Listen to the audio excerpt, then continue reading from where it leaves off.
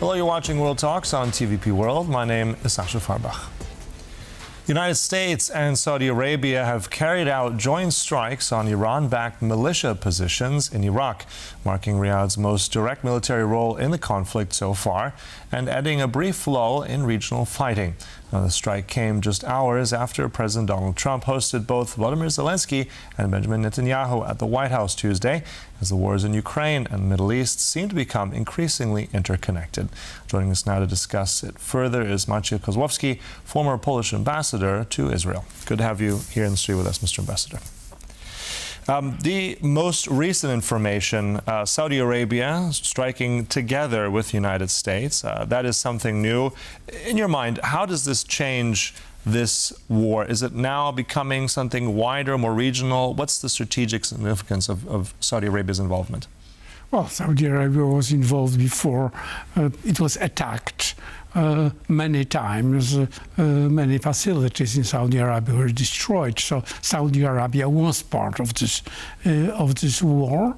The problem is that every step increasing the tension in Middle East, it's kind of a blow for the chances for the Trump to not lose terribly the midterm elections. We have to remember that we are on the threshold of the two very important elections, both in Israel and in United States. They will be 6 days apart. 27th October in Israel, 3rd of November in the United States. And these elections will be crucial because in Israel there is a possibility that for the first time in decades, Likud, that means the right-wing coalition, will lose power. Mm-hmm. Which was, the Likud was in power for the last, I don't know, maybe 18 years. With a very short break a few years ago when Bennett was a prime minister, but was always a leading party, the biggest party in Knesset. Probably that will end. Midterm elections in states usually are a referendum about the president, and usually the presidential party losing. But this time it might be a landslide other way that it was during the Trump election. Understandably, I mean, that is something on a horizon, our political horizon. But at the same time, I mean, just the sheer fact you said Saudi Arabia was already involved, getting attacked, but all of those countries in the Middle East and the Persian Gulf have at this point still not stepped in and joined the Americans in any kind of offensive in Iran. I mean, this is now Iraq. So I'm just curious, just more to the clear and present at the moment, do you sense that there will now be a greater involvement maybe of Saudi Arabia directly striking Iran or other countries directly getting involved with this war? I don't think so.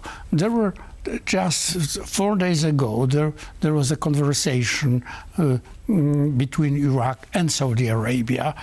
The Arachi, the foreign minister of Iraq, was talking to foreign minister of Saudi Arabia. So this dialogue is going on.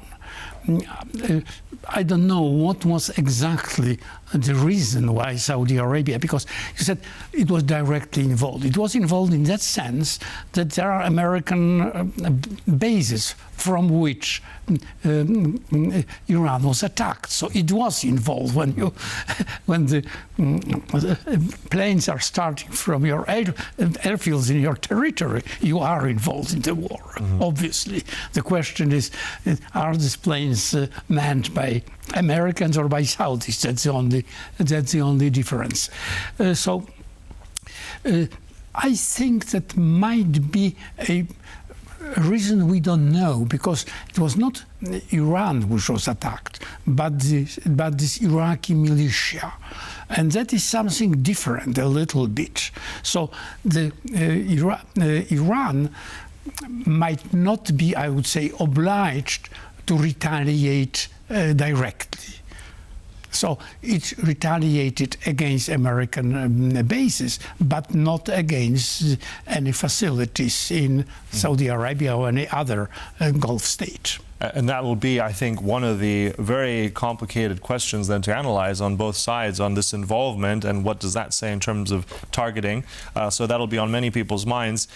Also speaking, you mentioned the midterms and mentioned this interconnectivity of both Israel and the United States in terms of everything. Let's talk about interconnectivity, how much this is also connected to another war happening right now in Ukraine. We've had those recent strikes as well in the Caspian Sea on what the Ukrainians have said were ships transporting to Russia certain equipment. And in fact, we had the Polish Foreign Minister, Mr. Sikorski, here in our studio on Tuesday. And we asked him this question about that link, if there is indeed such a link between these two conflicts. Let's hear what he had to say. Obviously, I hope President Trump appreciates that the two theaters, Ukraine and Iran, are interconnected. That Iran used to supply Shahed drones to Russia. Now Russia supplies, apparently, targeting intelligence to Iran. So he's hopefully looking more sympathetically at Ukraine's plight. So is this beginning to look like a global war to you?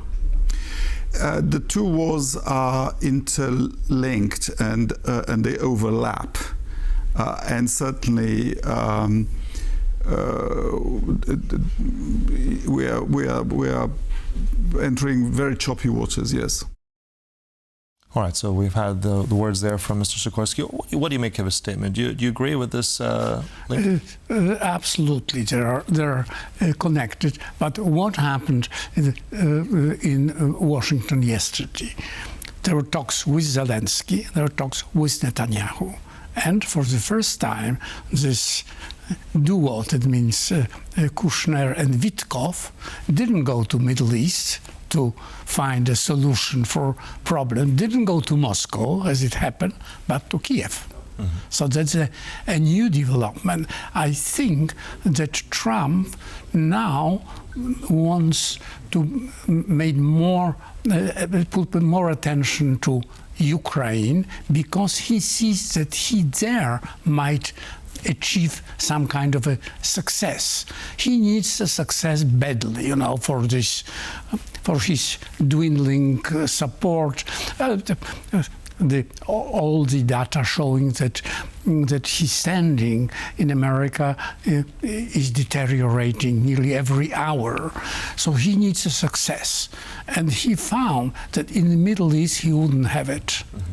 The Iraq war was a disaster from the point of view of Trump standing in America. So he needs success, and maybe Ukraine will provide him some kind of success. If he achieves even a ceasefire in Middle East, in Ukraine, that will be a success. And I don't think that this attack on the ship, Sibiha was already talking to Arachi, so I think that Iran do not want to get involved more in this war. Of course, Iran is providing weapons, but not any other support like North Korea. But at the same time, interesting, because earlier you said about involvement as well and the attacks on bases, using the personnel, etc.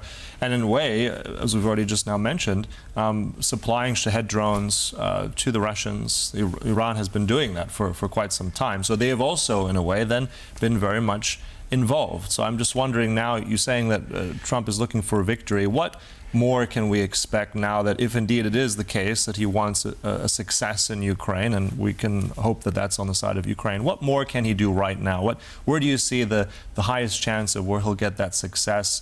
More military equipment, faster peace talks? What are we looking at? Ceasefire. I think what Trump needs, Trump wants a success now. He's not thinking about the long-term consequences of any of his moves. He wants success now. And the ceasefire in the Ukraine would be a great success for Trump, but also for Zelenskyy. That's what Zelenskyy wanted, to ceasefire on the lines the two armies are standing. The problem is that Russians were pushing for getting the whole Donbass. That was their objective. Their main objective, of course, was conquering all Ukraine, but for the time being, that was the military objective.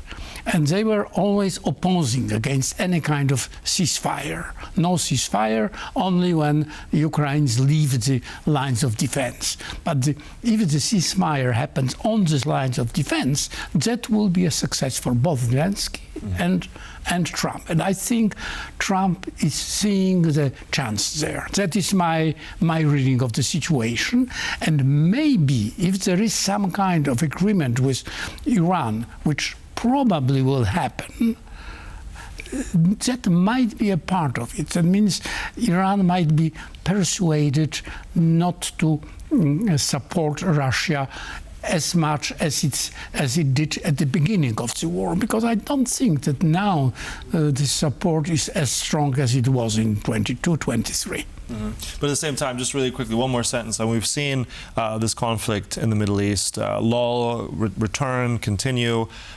Trump declares victory, but there isn't any victory in that sense. So how we define that? Where do you see this go in the next sort of, let's say, 24 to 72 hours? Will we have more strikes on the Iranian response? Do you see an off-ramp anywhere? Just briefly before we end. Hope not. Hope not, because no one has an interest in escalating this war. But sometimes things happen which no one wants. The war has its own dynamic, and sometimes, I don't know. I'm not reading the mind of the Ayatollahs in Iran. In their interest, they achieved anything they could. When the war started, they were in a much more weaker position than they are now. So they could dictate the terms of the peace or whatever, agreement, how you call it. And why they didn't agree for that, I don't understand. So, it's a complicated conflict. But look, thanks so much, Maciej Kozłowski, there, former Polish ambassador to Israel. Thanks for coming in today, sharing your insights. Thank you very much. And thank you for watching World Talks, but stay right here on TVP World for more. Goodbye.